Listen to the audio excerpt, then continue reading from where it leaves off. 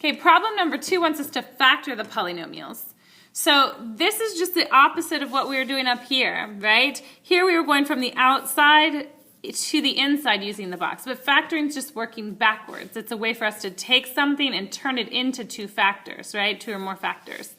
So here's the box. I know the x squared goes here. I know the 7 goes here.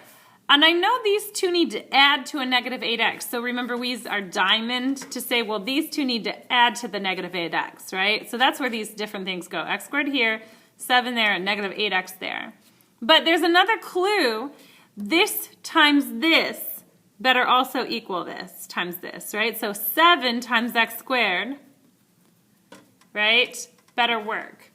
Okay, so what we need to do is we need to find the terms that will add to negative 8x but multiply to 7x squared. So I'm just right off the bat, the only thing that really goes into 7 is 1 and 7. And that works, right? 1 and 7 add to 8. I need them to add to negative 8.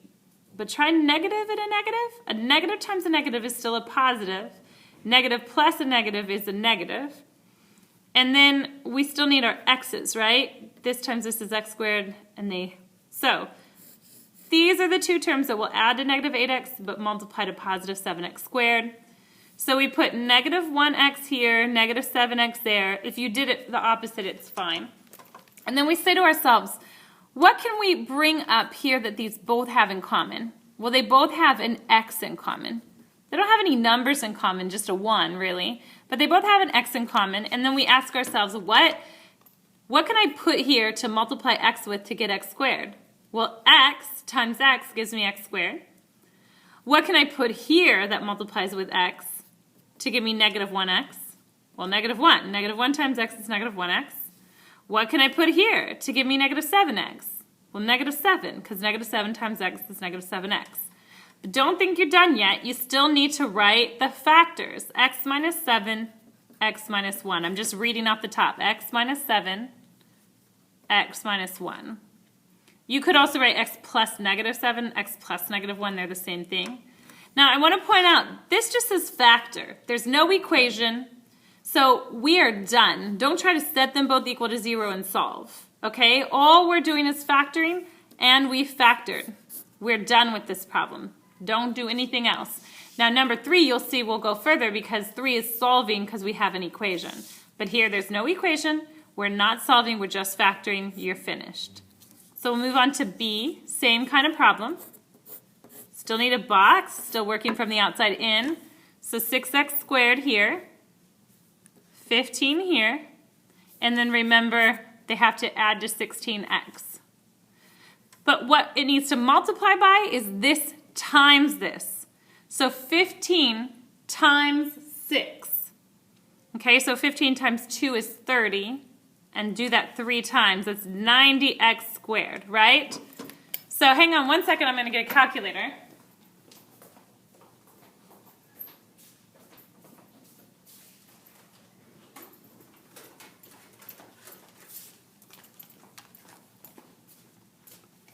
Okay, so just to double check, right? 15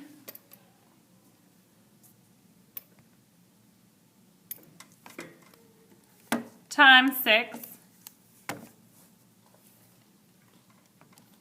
is 90, right? So 90x squared is what they have to multiply by, not 9. 90x squared.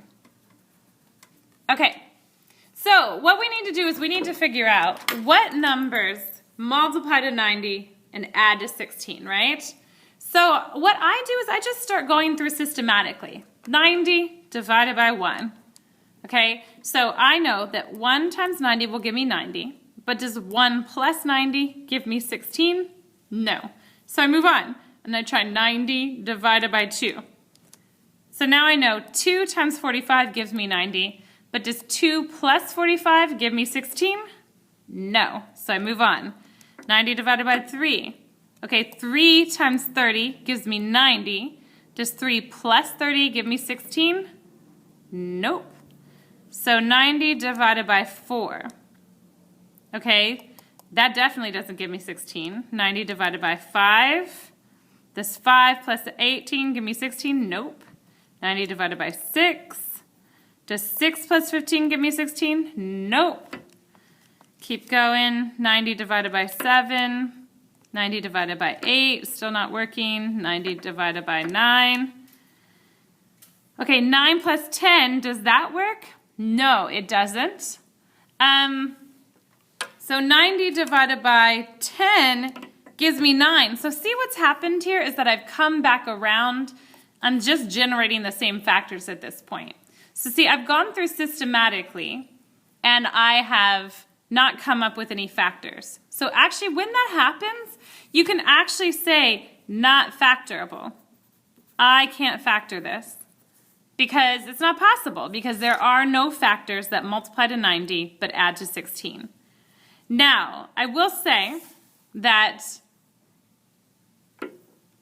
right here, we could, just so that you could see what would happen, let's change this to 19x.